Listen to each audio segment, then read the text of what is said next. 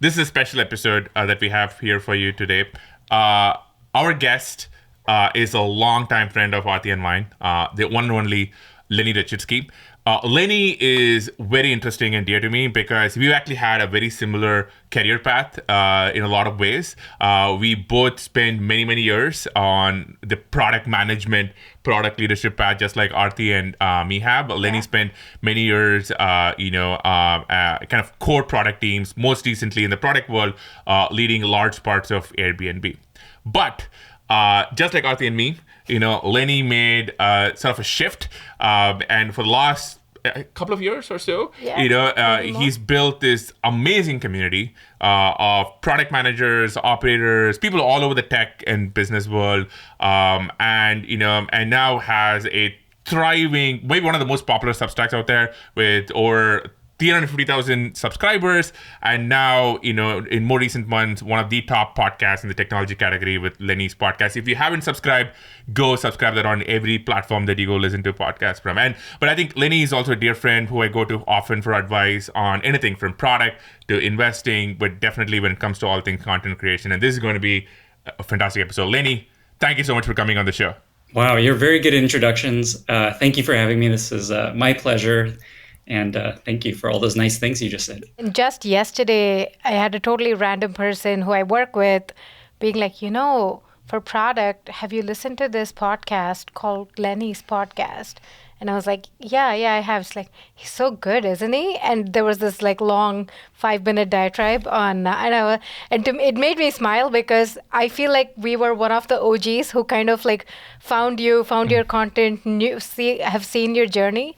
So it's always nice to see other people stumble onto your content and find out who you are and then come and talk to us about it. So we just love being on the ground floor with you as you were just starting out on the creator journey. I appreciate it. It's already such a feel-good episode. It's just making me feel so nice. That's the secret. That's the secret. But we're going to get into we're going to get a lot of fun stuff about how Lenny's manages amazing transformation. But a lot of our audience, I think, are operators, people who are building technology, are building products, are writing code, running marketing. Until a couple of years ago, or 2-3 years ago, you and I were doing that, right? We were in the heart of these big tech companies. And now you are doing something else where you're kind of like a one-man show, building all this content for yourself. And one thing I want to maybe start off with is, what has surprised you the most about this professional life compared to the last? Because I think a lot of people understand that world, not as many understand this world. What would have surprised the 2018 Lenny Rachitsky, or what would you go back and tell that person? So maybe on the good side of it is just how lucrative this ends up being. I was poking around with doing some writing when I was exploring startup ideas. That's kind of how I got down this path. I was trying to start a startup again, and on the side I started doing a little writing. My wife is just why are you writing? There's no future in writing on the internet. Why are you spending your time there? I thought you wanted to start a company. But it was interesting to me, and people found it valuable, and it was giving me energy, and so I kept down that path. Mm-hmm. And now I make a lot more than I made at Airbnb as a senior PM, including stock and all that stuff. And so I think that's the biggest surprise, is there's a real living to be made down this path. On the negative side, I think a lot of people want to be a creator or great stuff, great content, make videos, YouTube, whatever. But then you realize you're on this treadmill forever. I don't know how I get off this treadmill. I don't know. I have a subscription newsletter where people are buying an annual plan every day. And so I have to keep writing at least for another year. And then to stop it, I'd have to give it all up. And I don't know the exit strategy for something like this. And I don't think you should overthink that when you're just kind of starting out. But I think that is oh, wow. You put out something awesome and then all right, what's next? What's next week? What's the next week? So I think a lot of people don't think about that downside of it. It's very interesting because Aarthi and I, one of the advantages I have is we do it together. And people who are not in the creative world may not get this. It's unless both of us get in the room and do one of these recordings, nothing happens. Yeah. And that's not the same in a tech company or a regular company. Stuff usually keeps happening, right? Your product keeps getting used, stuff getting sold. But unless we're doing something every single week or sometimes more frequently, it doesn't happen. And that treadmill, it is a treadmill, and that can impact your psychology, which maybe it's interesting kind of use. One of the things we have is when we have a piece of content and it's a banger episode, right? People are dropping in comments and they say this is great. You love it and it fuels you. On the other hand, sometimes you do something you think is going to be great and it stinks. Nobody likes it. there's no reaction. And sometimes it really impacts our psychology. We're like, oh gosh. And so how do you motivate yourself? Outside, of course, is your profession, it's how you make a living, it's how you make money, to be like, okay, I'm going to wake up and I'm going to do this every single week. There's no better motivator than people are paying me a subscription to get like an email a week. And if I don't deliver that, it'll all fall apart, if I do it long enough. So that is the biggest motivator, is there's this like boulder chasing, like, oh, okay, people are waiting for the next week's post. That's the main thing. The other thing is I just find, like, sometimes I get a negative comment here or there. Sometimes a post doesn't do as well as I thought it would.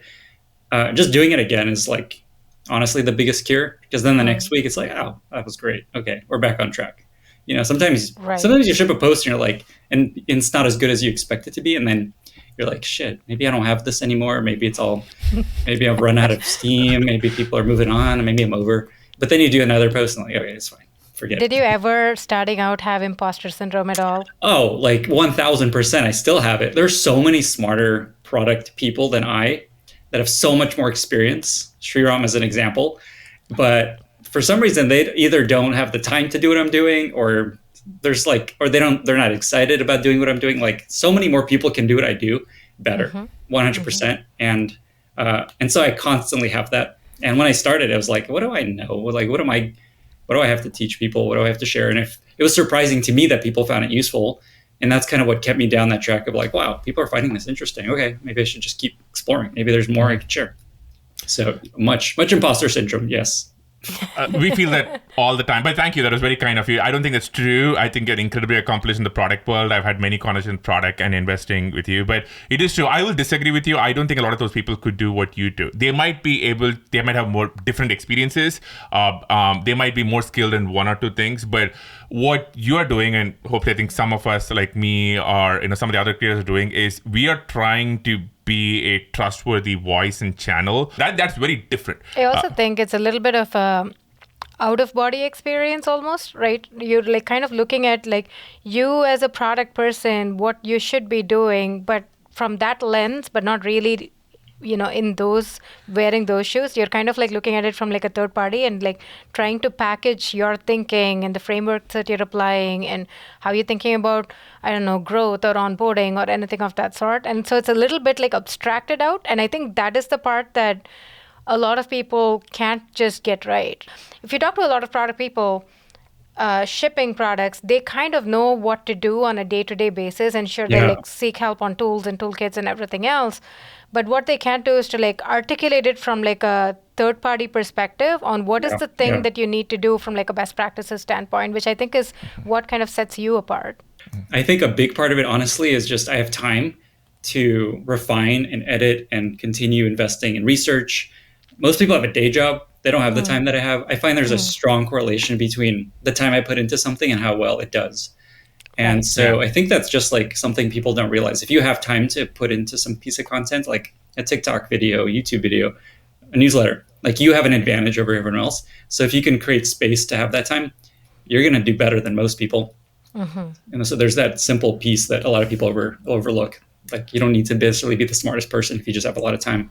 This is a good segue into what I want to kind of sum up this episode as, which is kind of like the masterclass on how to be a creator taught by Lenny Rachitsky. So you probably get a lot of people come to you and say, hey, I want to do what you do. I want to start a Substack, or I want to start a newsletter, or I want to start a podcast. Let's start with the Substack first, because I think or that's kind of where you originally built a lot of your audience. And let's say this person has a day job in the tech industry.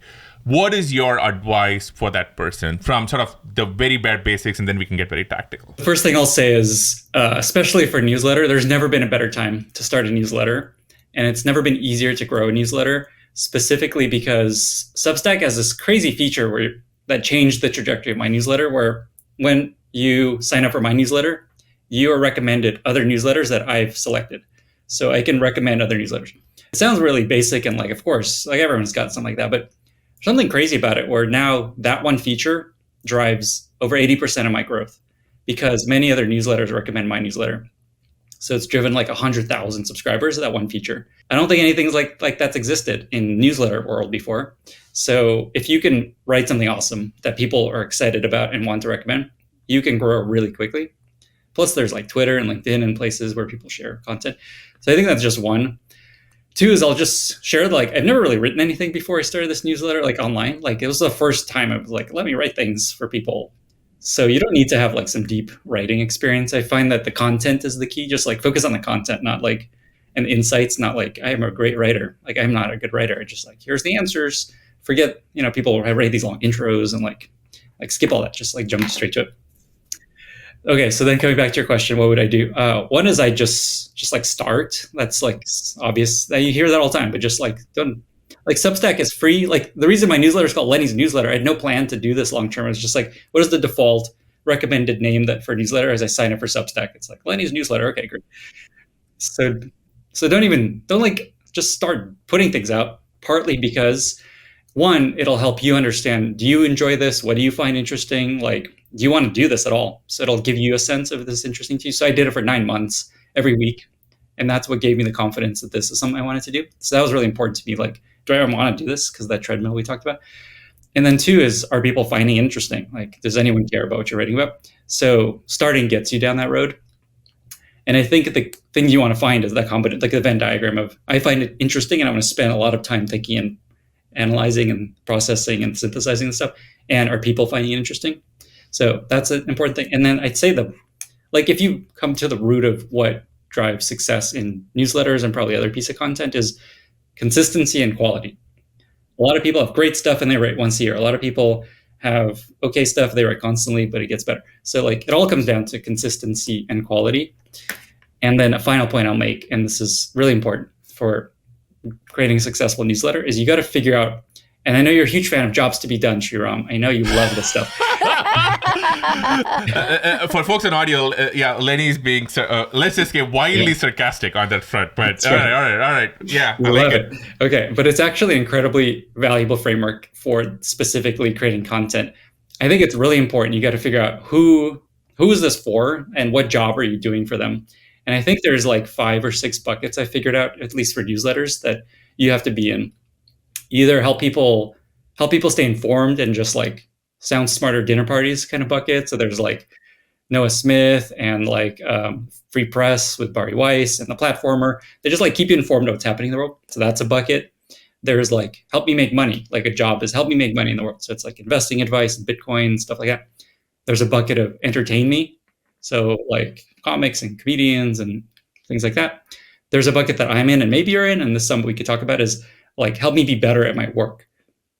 And so that's what I do, help people get better at work. There's another bucket of help me be better in life, like Emily Oster and Huberman is like a good bucket there. And then there's like sex stuff, I don't know, OnlyFans.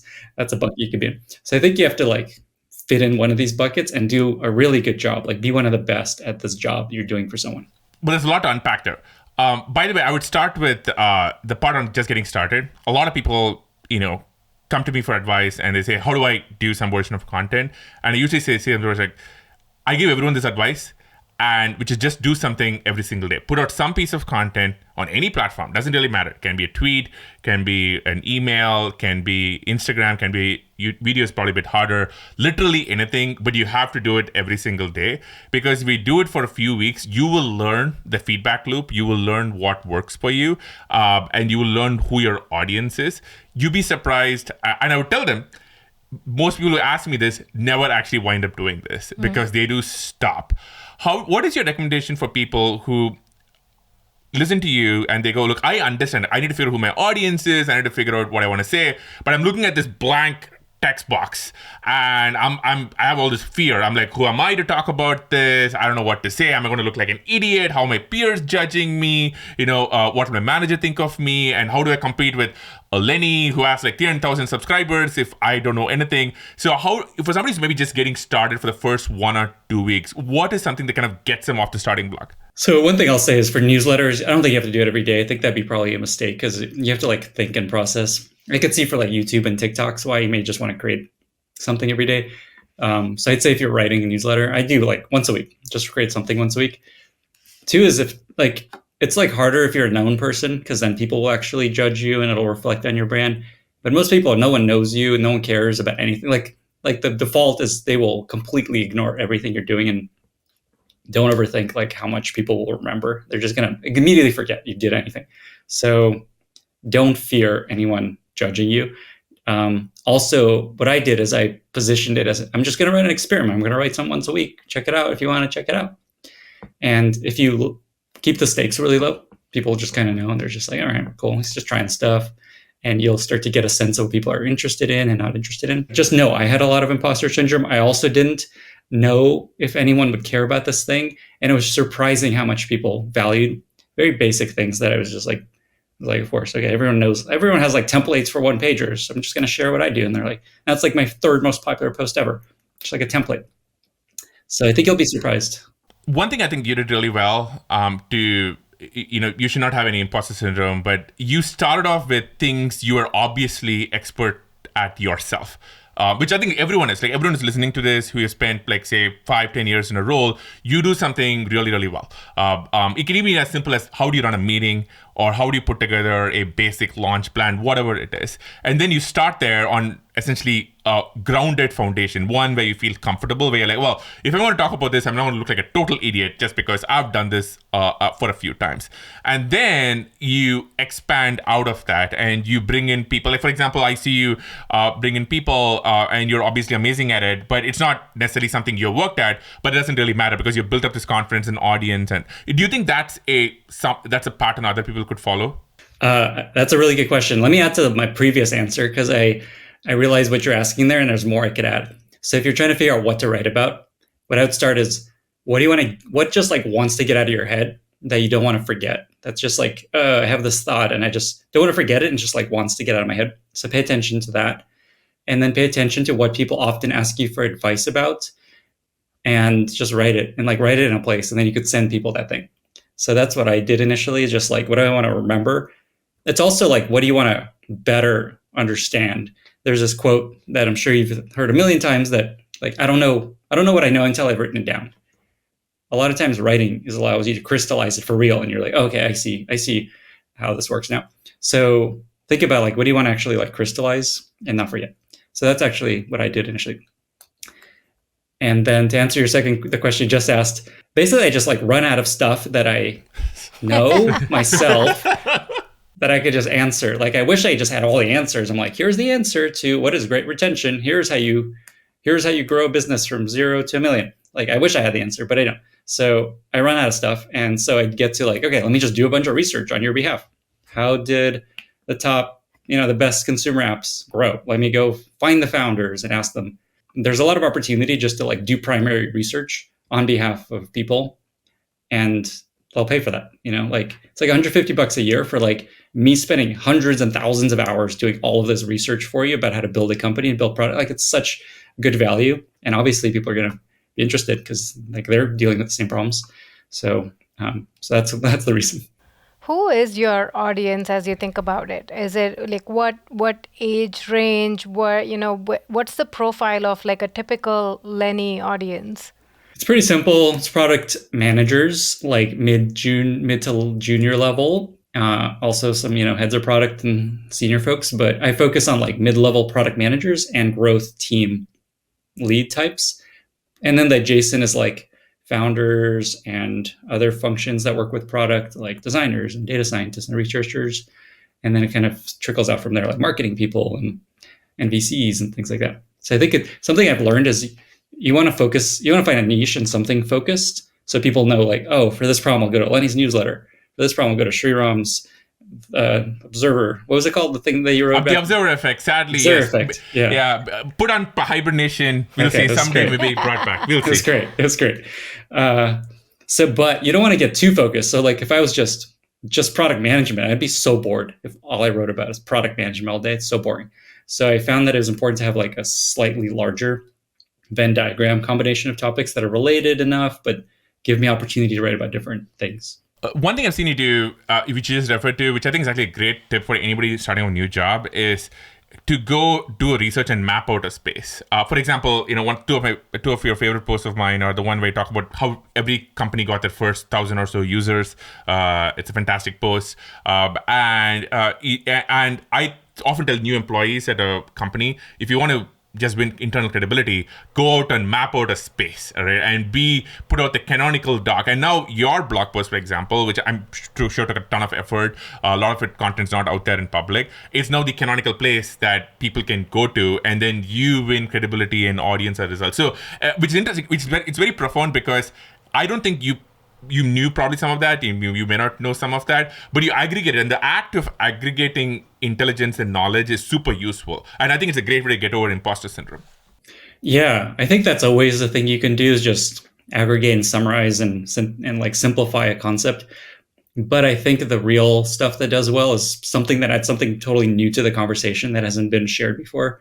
So those stories, no one's ever like gone to the founders of all those companies and like asked them, how exactly did you get your first 1,000 users, and then written them all down and shared them all in a specific way. So I think there's just like, I think I would strive for adding something new to the conversation, because there's so many newsletters. All they do is just like, here's the best YC videos to watch. Here's like a bunch of stories from all these other newsletters. Like you could do that here and there. It'll be fine, but I don't think you'll build a lasting audience if that's all you're doing. Now, I want to talk about podcasts, because you're very unique. I've said a lot of nice. I think you're getting a lot of compliments, but I think you deserve more, all of it and more. But you're very unique in this case, which is a lot of creators often can't break out of one medium, which is they do one thing, they do text or they do video, and they can't actually cross horizontally into a different platform. You're very unique because you obviously have a fantastic, maybe one of the top Substack newsletters out there. But now in the last, I say 5, 6, 7 months, you now have one of the leading podcasts in the technology world out there. Lenny's podcast, if folks haven't listened to it, go out. And it's very interesting because podcasts are a different medium, right? Visual, audio, guests. Curious about your journey of like, hey, what made you want to start a podcast, and about the journey so far? It's funny with my, I try to do less stuff. Like my goal is not to build any sort of massive business or empire. I'm actively trying to live just like a chill, like laid back life as much as I can. Like I did 7 years at Airbnb. How is that working out for you? No, it's very hard. It's very hard to do that. There's just always more opportunity, more to do. It's hard. And folks may not know this, but like Lenny is also a very active investor, sought out by a bunch of founders. Like Lenny is like, trust me, he's not chill and laid back. Like let's get that out of the way. I'm not, but I tried to be. Like I tried to take a time off after. Like Airbnb was insane. It was just like pedal to the metal, pedal to the gas. I don't know the expression. Just like go for 7 years. Like long hours. And I just like, okay, I need a break. This is crazy. And so my goal was, I'm just gonna take time off, try and find a way just to make just enough income where I'm like, okay, I'm good. I don't need to like get another job for a while. And I started the newsletter. It's doing great. Ends up making lots of revenue. Like, why would I do anything else? This is plenty. It's one email a week. That if I can make one awesome email a week, life's good. And so I resisted. Like, there's all these things I should do: podcast, a book, course. And I was like, no, I don't want to do any of those things. But slowly, they kind of they come to me. So the way the podcast happened. I was doing Harry Stubbings' podcast, 20VC. I did it. At the end of it, we stopped recording, and he's like, Lenny, you should be doing a podcast, you idiot. Why aren't you doing a podcast? And that basically got me over the hump of like, all right, if he thinks I need to do a podcast and this conversation went well, like, all right, I'm going to try it. So it was that actual conversation that led to that. What's unique about it is, kind of grown to top of the charts on the Lenny's podcast, which, by the way, I don't look at the rankings so much, but the episodes are fantastic, right? And the choice of guests, because some of them are famous, some of them are not quote unquote famous, the range. So walk us through your sort of thinking, right? How do you think about guests? How do you think about what makes for a good conversation? What has been like the secret to the podcast growth so far? Well, the secret is I already had an audience with the newsletter. And if I were to do it again, I think that's the right sequence. You first build a large audience that you can email, and then you share other things you're doing with them. So every time I have an episode, I share it with the newsletter audience. I initially didn't do that because it just felt like, do they want all these emails about podcasts? But people wanted it. So that helped a lot, just like a large audience that I could just directly tell them, hey, there's an awesome podcast to check out. So that was important. The other is the reason the newsletter works, in my opinion, is because I focus on like real concrete actionable advice. and no fluff. Just like, here's a way you could do a thing better tomorrow, like on your team. Just go do it. Yeah, we have a lot of fluff. Like this show is like mostly fluff most of the time. It's just me trying to be funny. But that's most a different of the time. job to be. Yeah. But that's like, people want that. This is not fluff at all. But there is I entertainment like as that a you bucket. just said JTBD and then caught yourself because Sriram will spell I'm going to edit out all the parts about JDBD. It's not going to be in the episode, right? It's like I can't have any positive stuff on JDBD. Look, we on this. both are product people, and I know like this is stuff that we talk about all day, right? And I'd also like built companies and stuff. So Sriram has very strong viewpoints on these frameworks. For me, it's like, how do you get the job done without talking about using the JTBD and framework. stuff? So you never have to censor what you're saying because of Sriram. Oh yeah. We'll do a side episode on Sriram's thoughts on JDBD. Okay, sorry. But I mean, your spot, going back, your episode is fantastic because they're often like, this person who's done this job, led growth ad or done PM ad. How do they actually do the thing? And what I love about them, by the way, is a lot of podcasts I think go for the big name guess, but some of your best episodes are people who are not quote unquote usually podcast famous. Yeah, exactly. So exactly like you said, what I try to focus on is exactly what worked for the newsletter, which is just get to like real advice, not just like stories and theory. It's just like, what did you actually do to ship this thing? How do you actually structure your product review meetings? How do you prioritize features in your roadmap? And it's like with CPOs of awesome companies. And I actually have a rule: no founders, no CEOs, and no VCs, because like I want to talk to the people doing the thing, on the ground. I have nothing against founders or CEOs. There's just lots of podcasts for them. It's all is good. I love them. I make exceptions here and there, but I think that's partly what makes it different. Is it's like, how did you actually do this thing? How did you ship this feature? What did you learn about hiring product managers? Okay, and this is actually a fun thing for me. What do you now know about a good conversation or a good episode that you didn't know when you started? So I think I indexed almost too far down. Like, I don't care about your background. Like, we skip backgrounds. I just like go straight to like advice, keep drilling into insights. I think I could use more story and like fun stuff. So I'm trying to like find a better balance there, because I was just like, no one wants to hear about your career trajectory. Like, let's just get to like, what did you learn? But I think there's some people that you want to actually hear that from, and there's amazing stories that people actually are interested in. So I'm trying to find a better balance, but not go too far up. Just like, we'll just talk about, all things you've learned in life. Sometimes the story part I think is interesting because it eases the guest in. A lot of, I think, what we try and do in the show, debatable whether we succeed, is try and create this atmosphere where people feel comfortable and they open up, have a good time, quote unquote, right? Have to plug the name in. And getting, how to get the name in there. Well, it's not called that anymore, right? It sort of is. I think, we've been trying to kind of get our own names out there more, because people tend to search for our own names, and it tends to... And also, I think Good Time is it's just namespace collision. There's just so many other pieces of content called Good Time, whatever. We've been trying to get, because people search for names. But and I think it eases people into feeling comfortable, and because they can talk about the career and the story. It's something they've done a lot of times before, and they get eased into it, and it's a good way to start. The challenge is, and we actually had a debate about this on a little WhatsApp group that we have with a few other top cut pastors. So the two schools of thought, right? I'll do a root thing, and I'll actually talk for a few minutes and not let the guest speak, which happens a lot. Which is basically most of the episode, every episode. It happens a lot, right?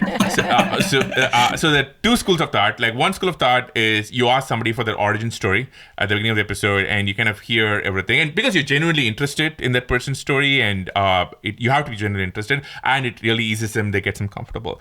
The other school of thought is that it's boring. Most people don't want to hear that, and often you already know that, or you can kind of intuit most of that, and you just want to get to the meat of things. And one piece of good advice that I think you and we got from Tim Ferriss is to basically maybe prep the guest on what the first question is going to be, but get right into the meat of it, the interesting first question. I've had theories already, but it's debatable, but it's an interesting debate.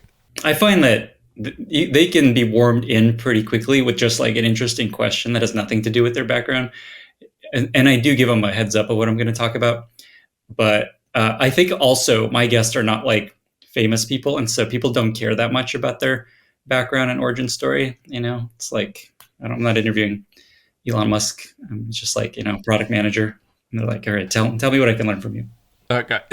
The other person I've learned from on interesting opening questions is Tyler Cohen. Like Tyler puts a lot of work into his. That guy's I aspire to be as good an interviewer as that guy. Oh, He's yes, just totally. Every episode of his very tightly done. Yeah, Great quality of questions. The velocity of the density of information is just really, really good. Yeah, he's the opposite. He's just like jump straight to like the most complicated question. Why is this bird so so interesting? What makes for a good guest? What makes for a bad guest?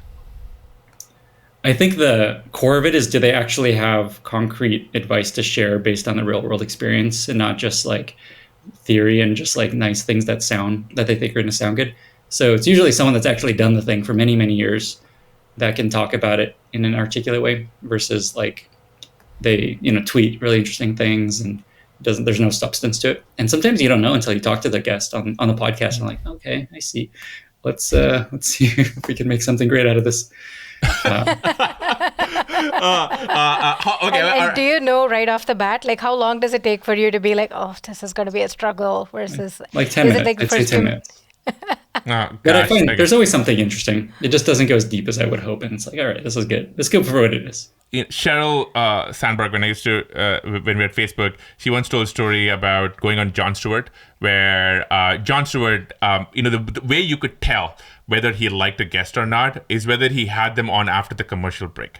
And if he really liked a guest, he'd say, hey, can you stay around for a little bit? Can you stick around? And that is a tell that he actually really likes a guest. If he doesn't like you, right, you're going to give like, go buy this person's book and thank you for coming and bye, right? And he's going to go off and do something else. Ever since I heard that, now when I watch one of those shows, I'm like, oh, good guest. Okay, he's sticking around. This is great. Like it's so hard to not see that anymore because you're just like, you start seeing the chemistry between them. You start seeing the energy levels. Yep. Is this where you're like, okay, Lenny, we're done. Let's go to commercial. Gosh, no. You want to come back. Well, this is actually interesting next part, which I was thinking about for you, which is preparation, right? How do you prepare for a guest? Then I have some follow-ups from there. One thing I do that I find really valuable is I send them a set of questions asking them about what do people often ask you for advice on? What are 2 or 3 topics you love to talk about that are really you're passionate about?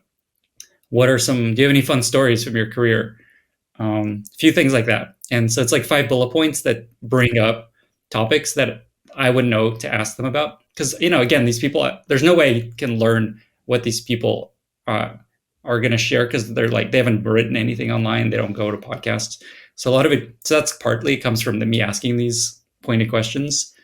And then 2, it's just like, what am I really curious about that I would love to ask them? Like I interviewed a PM from CNN. So it's like, how do you deal with breaking news that just like, she talked about how they have like meetings with their journalists and the journalists have to all leave immediately because Trump just went on air and they built in buffer time to like deal with that because it happens all the time. So it's the combination of what am I personally like, what would I find really interesting if someone were to interview them? And then I pull out things that they think are going to be interesting or that they're excited about. And I just spend like, an hour or 2 just thinking about that, just writing it up. And I actually run my questions by the people. I just share them. Here's what I want to talk about. Is there anything you'd want to cut? Anything you think we should add? And then I obviously leave room for following up on stuff that's interesting. Different podcasts have very different styles on how they prep. Like there's one school, for example, Howard Stern falls into this, which is everything about that person before you come on there. Like for example, just use Jon Stewart actually again. One of the most famous Howard Stern moments is when he had Jon Stewart on his show, and he had a researcher pull out the first ever joke Jon Stewart ever said on stage. Oh, I love that. And you can see Stewart's mind just being blown. Like, did anybody ever dug that up? So Howard Stern's like so prepared, and then he's going to ask you something like, well, how did your father leaving you at age 8 impact you and impact your wife? And he's going to go there in multiple places. On the other extreme is Larry King. And Larry King's whole shtick was the viewers don't know you.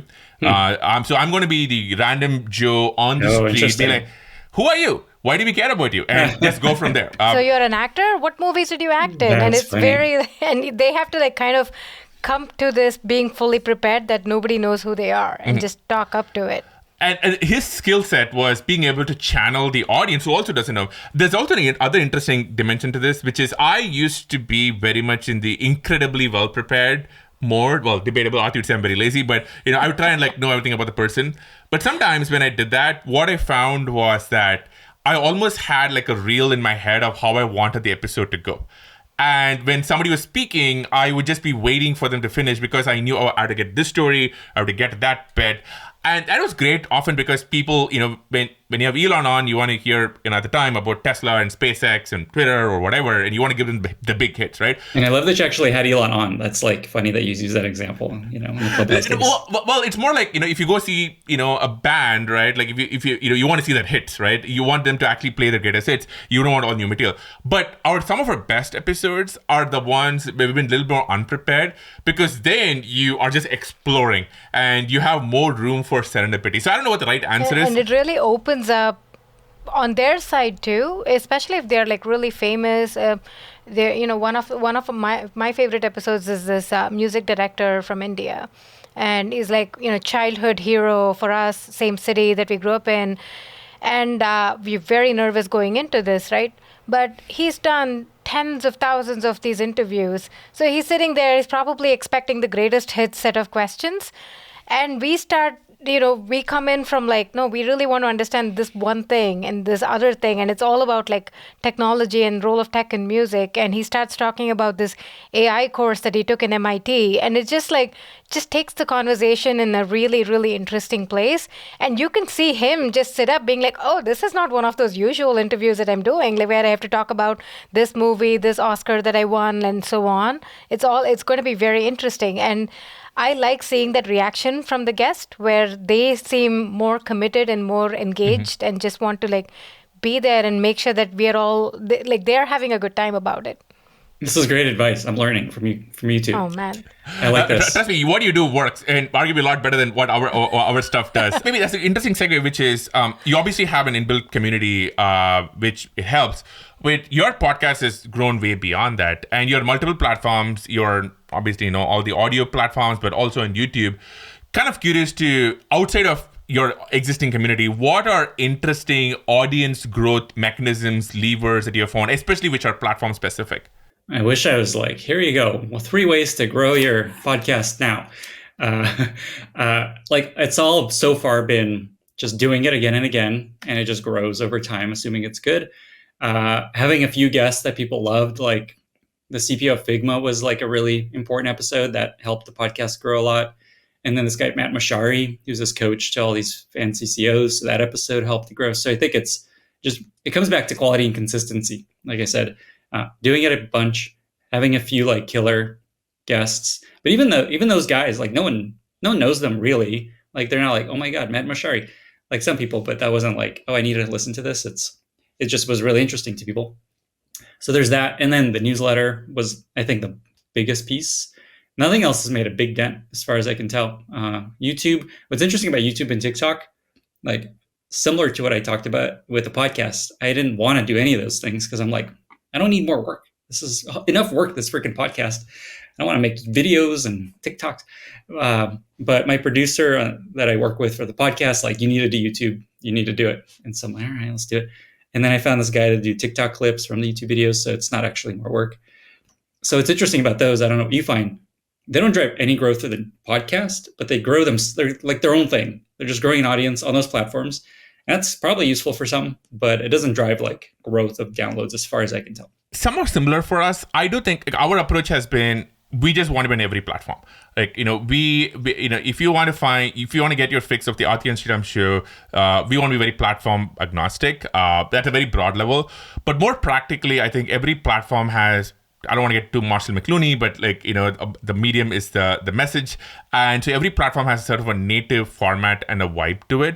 So for example, on YouTube, our theory is that shorts are top of funnel. People sort of like swiping up, they find you, and then they might discover a clip, a 3-4 minute clip, because it's a really big investment to kind of like, hey, here are 2 random people, that you're going to sit through an entire hour with. Maybe you do if you recognize a guest or, if there's a famous person, but you generally maybe won't.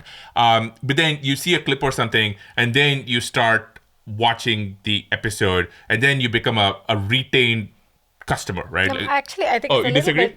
bit. So this is something that we talk about a lot, and this is a thing that I love doing. I wake up and look at the YouTube dashboard and podcast metrics and all of it. It's just how I'm wired. I'm very left-brained as a person.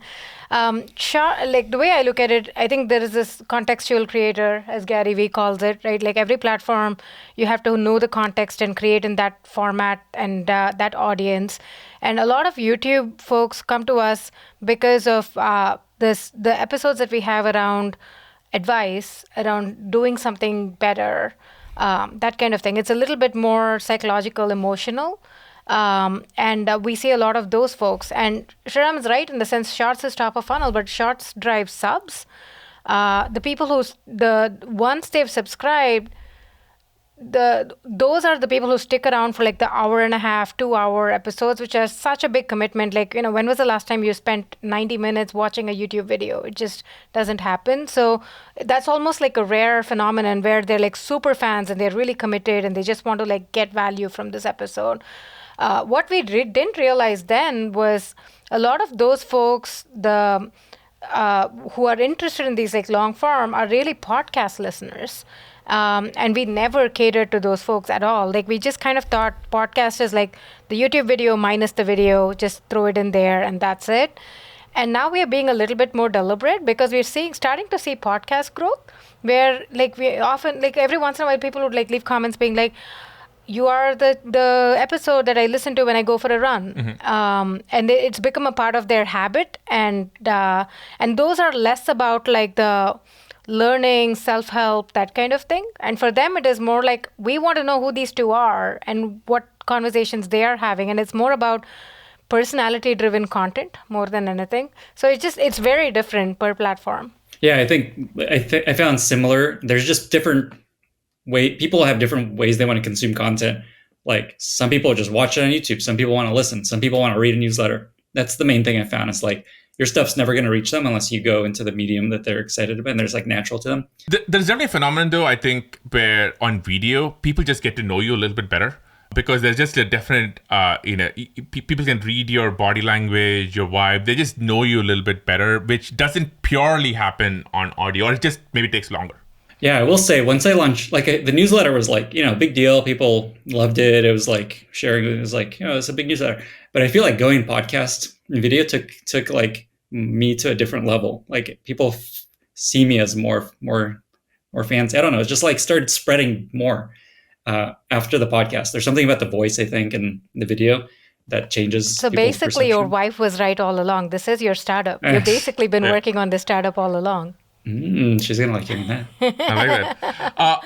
I want to talk about monetization, which I think is going to be an interesting topic for folks, because on Substack you obviously have paying subscribers. On a podcast you have advertisers / sponsors. How do you think about that? Because you're now running like a one-man business. How do you think about that mix? What works? How should maybe somebody new think about this when they're getting into it?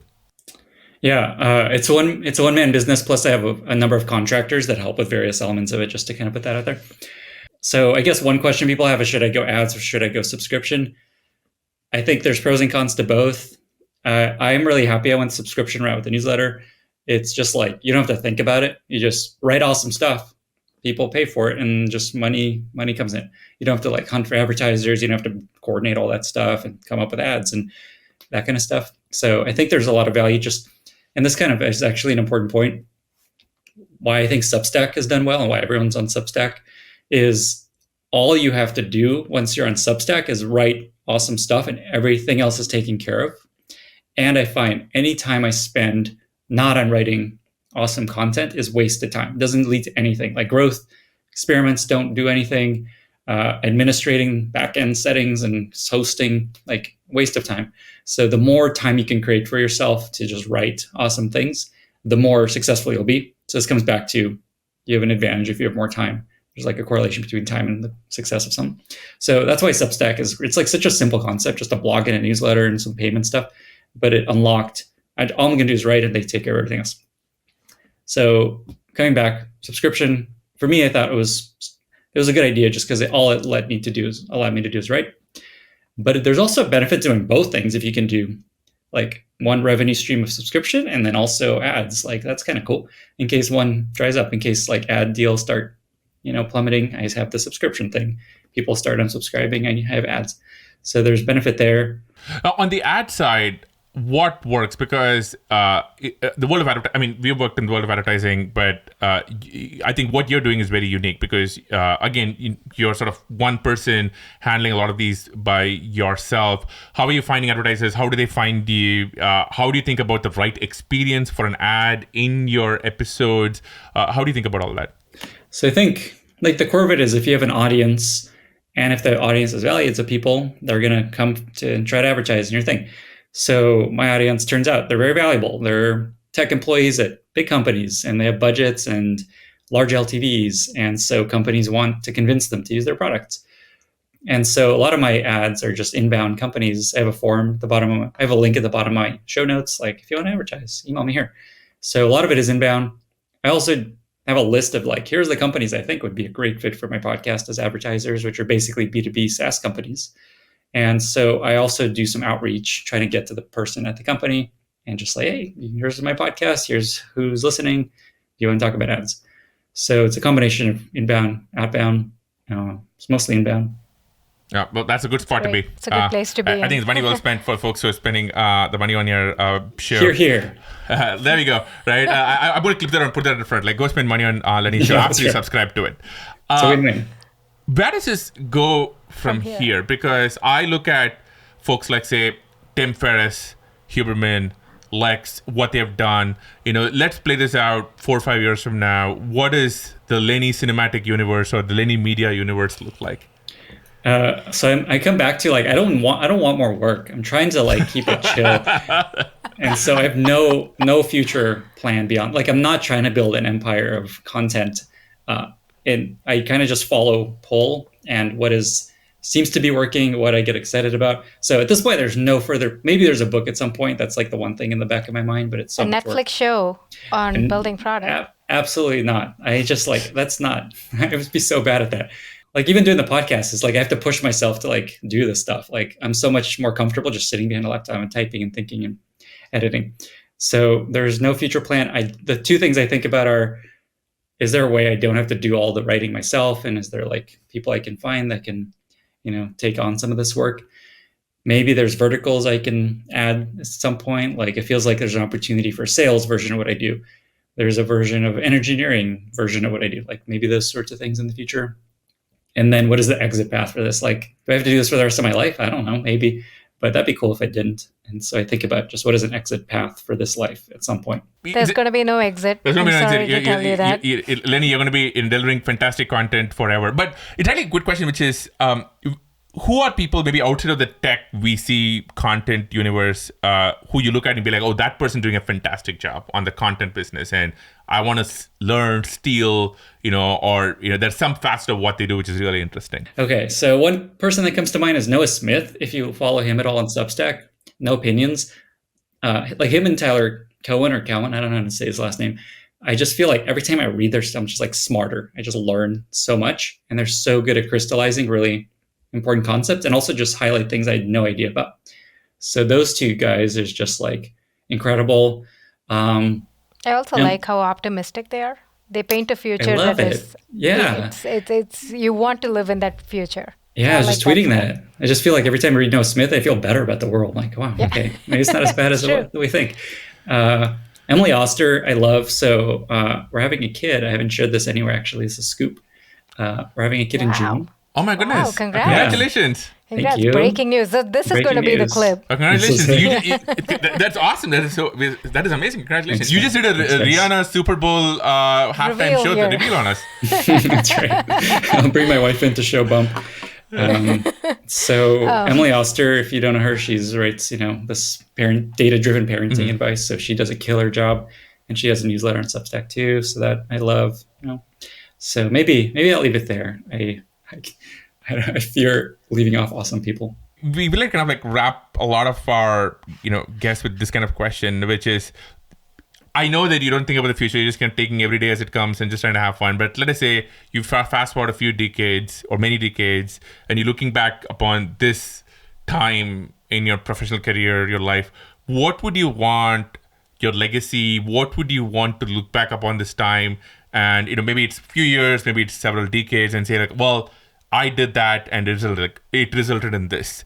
How would you want to turn this entire phase?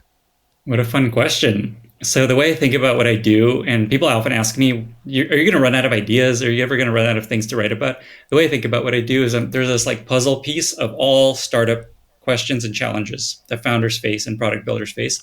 And I'm just trying to put in all the puzzle pieces that answer every question they have. And until I have answers to every challenge and question a founder has or a product builder has, I have stuff to write about.